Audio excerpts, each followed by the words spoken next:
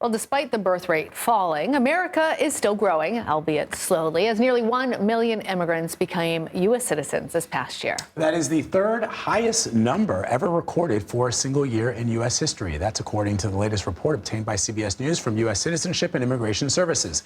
The top 5 countries of origin for those new citizens were Mexico, India, the Philippines, Cuba, and the Dominican Republic.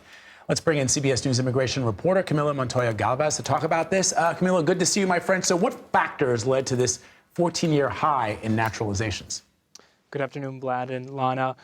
In an executive order last year, President Biden directed the federal government to promote naturalizations of immigrants by speeding up case adjudications, by eliminating bureaucratic bottlenecks in the citizenship process, and by implementing and developing a government-wide system and strategy to encourage eligible immigrants who are permanent residents here in the U.S. to apply for citizenship. And since then, the Biden administration has been able to significantly reduce the backlog of pending citizenship applications, which increased sharply during the outset of the COVID-19 pandemic, when citizenship interviews and ceremonies had to be suspended because of the coronavirus and because of the concerns about public health at the time.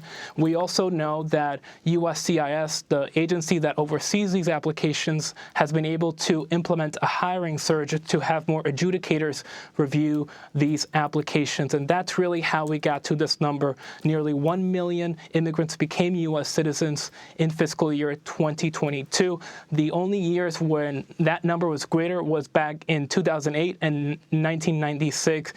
96 rather, and so these immigrants now enjoy the same privileges and rights that other U.S. citizens have, including the ability to vote in federal elections. It's always so nice seeing those pictures of people proudly holding their taking flags. Their oath and then holding their e pluribus unum from many one.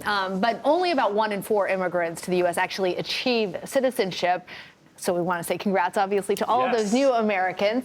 But Camilo, I want to shift gears slightly to immigration policy. Tell us what the administration is trying to do about the backlog of immigration cases.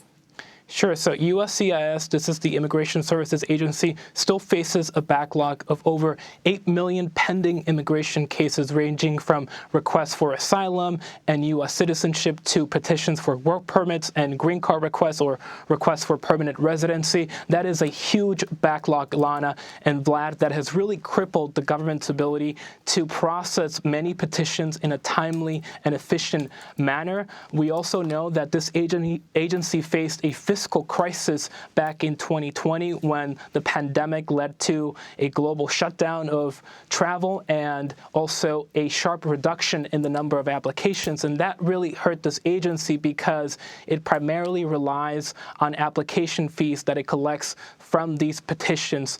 The financial situation at this agency has improved in the past year under the Biden administration, but the director of USCIS did tell me that they will need more congressional funding to continue to tackle these growing backlogs and to administer an ever-growing number of humanitarian programs.